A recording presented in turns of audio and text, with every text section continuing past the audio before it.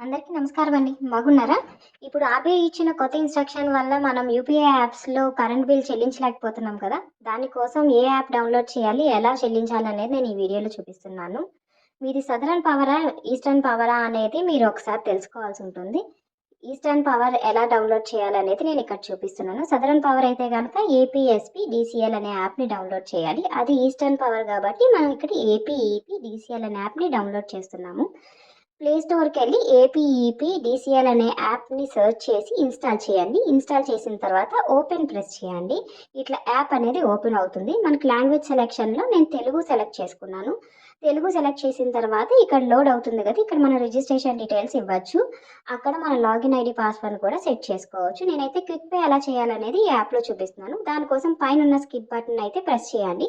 Skip button press చేసిన వెంటనే కూడా మీకు లాగిన్ అండ్ క్విక్ పే అని 2 ఆప్షన్స్ వచ్చినియి. ఇక్కడ క్విక్ పే సెలెక్ట్ చేశాను. క్విక్ పే సెలెక్ట్ చేసిన తర్వాత మీ 16 అంకెల సర్వీస్ నంబర్‌ని ఇక్కడ ఆహ్, టైప్ చేయండి. మీ 16 అంకెల సర్వీస్ నంబర్ ఇచ్చిన తర్వాత పైకి డ్రాగ్ చేస్తే సబ్మిట్ బటన్ వస్తుంది. అక్కడ సబ్మిట్ అని నొక్కిన తర్వాత మీకు మీ సర్వీస్ నంబర్‌కి ఎంతైతే బిల్ ఉంది అనేది చూపిస్తుంది.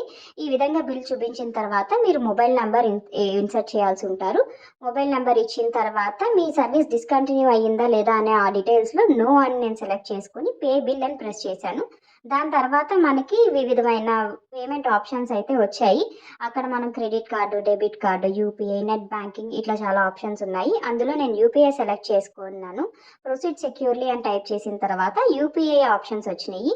నేను జీపే సెలెక్ట్ చేసుకొని ప్రొసీడ్ అని నొక్కాను. దాని తర్వాత మనకి జీపేలోకి అనేది ఆప్షన్ ఎళ్ళింది. పేమెంట్ అయిన తర్వాత ఇలా పేమెంట్ ప్రాసెసింగ్ అని వస్తుంది.